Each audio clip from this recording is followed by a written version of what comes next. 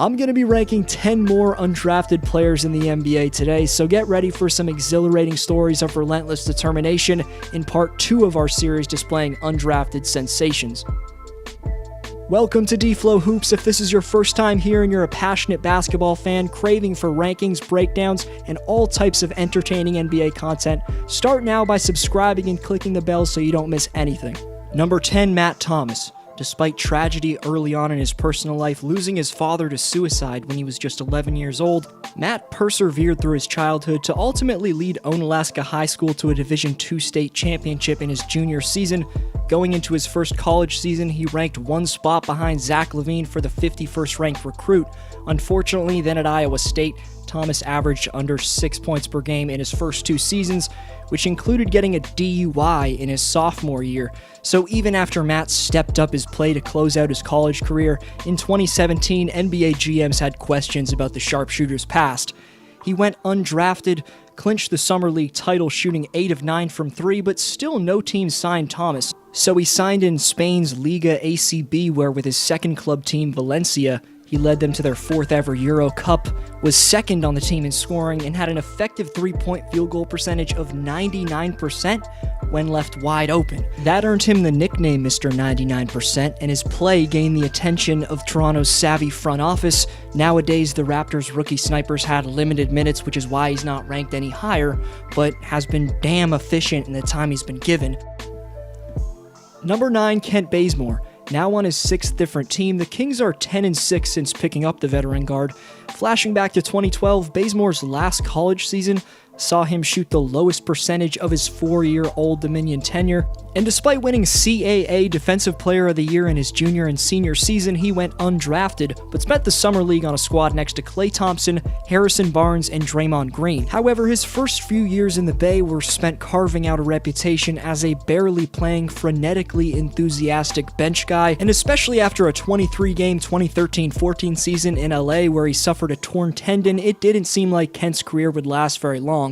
In an early fall signing, the Hawks gave him a chance, and he's displayed his solid shot-making but scrappy defensive repertoire, which has kept him on an NBA floor ever since. From 2015 to 17, he helped ATL complete a mark of 10 straight playoff appearances, which had been active since 2007. Flashing forward, and Bazemore was just traded for to be a piece that gets sacked down to those very playoffs.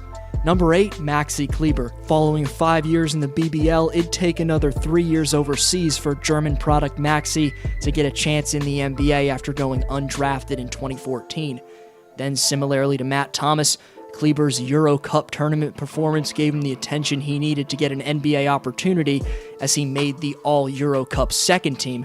But unlike Mr. 99%, the opportunity was an unguaranteed contract where Maxi had to earn his way to receive a legit roster spot in training camp. Not only did Maxi make the team in 2017, but he appeared in 72 games while averaging over 16 minutes per game and being an integral piece to Rick Carlisle's system. Jumping to his 3rd season in the best pro ball league in the world, and Kleber's boosted his points per game in each season, and in the modern 3-point shooting style of the NBA, his game as a stretch big is a perfect fit for it. Number 7, Alex Caruso.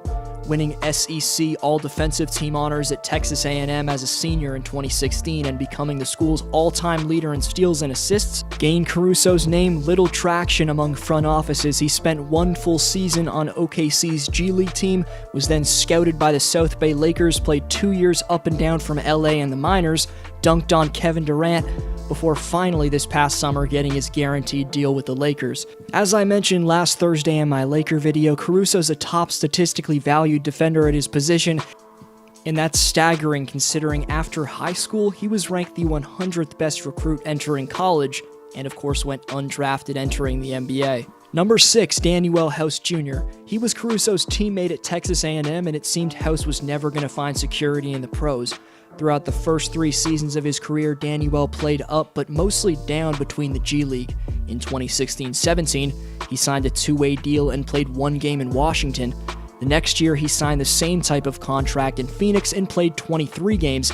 Each of those contracts were 1-year deals, and Danuel wouldn't sign another 2-way contract until December of the next season, this time with Houston, and finally in March, House Jr. had his contract converted into a standard NBA deal. And Danuel was ready to capitalize. He shot over 45% on around 5 attempts each night for the rest of the season, which led to a 3-year, $11 million extension with Houston on June 30th, and for the efficient 3-and-D presence for over 30 minutes he brings to the table in 2019-20, that contract seeming like an absolute steal for Houston. Next is your top 5, but quick shout out to A Dude, who mainly credits LeBron and AD for his reasoning that the Lakers are winning the West, but also the fact that no other team has a roster complete with veterans like they do. Top comment on the question coming up gets next video shout out. Last year's winners, hang tight, you'll receive your rewards in the very near future. Number 5, Dorian Finney-Smith. The theme of 4-year college players being overlooked continues in our second undrafted ranking, and Finney-Smith was all SEC second team with the Gators in both 2015 and 16. You'd think an elite, experienced college player with an accolade like that in such a tough NCAA conference would get a guaranteed chance in the NBA. But after getting unselected in 2016, the two-way forward Dorian was picked up by the Mavericks, where he'd have to fight his way onto the roster through training camp in the preseason. Smith did just that.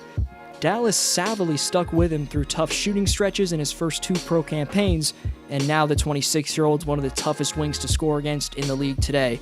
Number 4, Royce O'Neal. It was his teammate Joe Ingles featured in my last undrafted list, but kudos again to Utah's scouting department in finding another overlooked gem. After entering the draft in 2015 from Baylor University and being passed on, O'Neal played a year apiece in Germany and Spain. He then signed a contract in late June of 2017 to play in Lithuania. However, the contract had exceptions, allowing Royce to play for the Pelicans in the NBA Summer League, where the Jazz front office realized he was NBA caliber and gave him a shot, signing him to a multi-year deal. In under a year, O'Neal went from expecting to play overseas to contributing over 10 points while making half of his shots in the second round of the playoffs, stunningly making his NBA dreams reality. Today, he's one of the smoothest, most timely three-point shooters in the league and a more than competent perimeter stopper. Number 3, Seth Curry. Overshined by the chef most of his life, it's time for us fans to seriously start giving sniping Seth the respect he deserves. Out of anyone you've seen ranked today, no one's faced a tougher journey to make the NBA than him. The bad luck for Seth started right out of high school. Liberty University was the only school to offer him a basketball scholarship, who in 2019 just made their first NCAA tournament. After averaging over 20 in 2008-09 with Liberty, Curry then transferred to Duke, where a toe injury forced him to be a redshirt sophomore and not finish college until 2013, but as a senior, he put up 17.5 points per game, including making 43.8% of his three-pointers.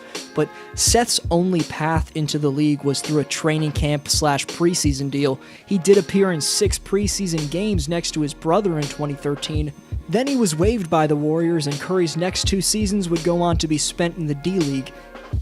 And it would take Seth averaging 24 points playing with the Pelicans Vegas Summer League team in 2015, coincidentally just like our last ranked Royce O'Neal.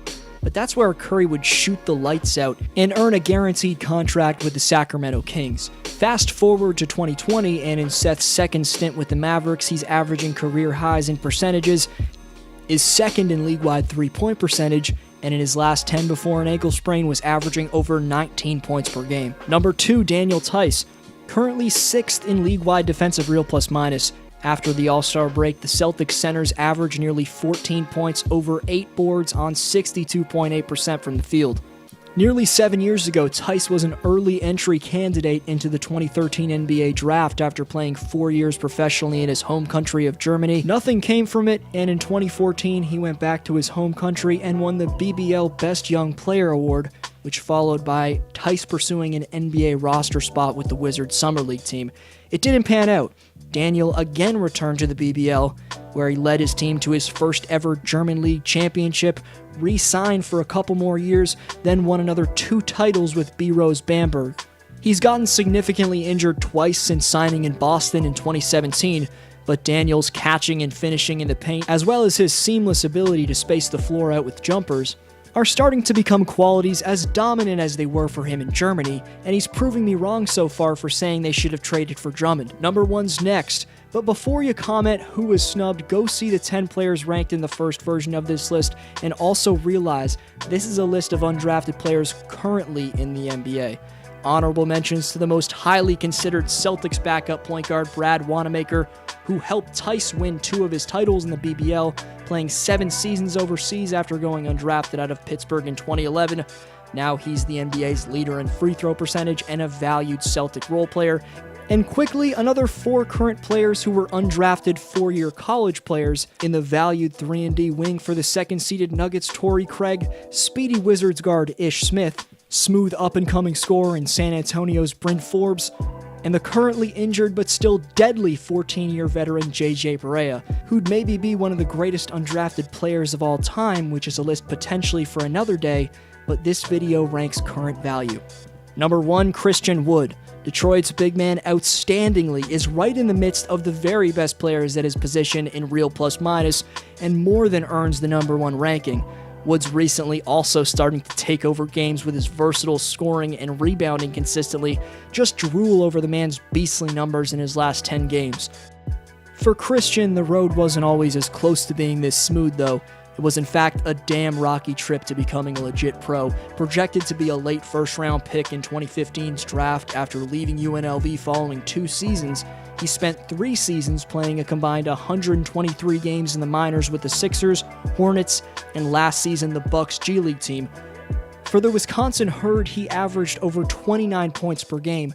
During that time, Christian was waived by, of course, Philly, Charlotte, and Milwaukee, but also a team in the Chinese Basketball Association, as well as the Pelicans last July. But Woods built himself into one of the top breakout players this season, running with the chance the Pistons have given him, and is due for a big payday this summer. For next video, shout out who's your favorite player on this list and why. Keep watching some of my other content, and leave a thumbs up on this one if you enjoyed. This was your boy D-Flow. I'll see you next video.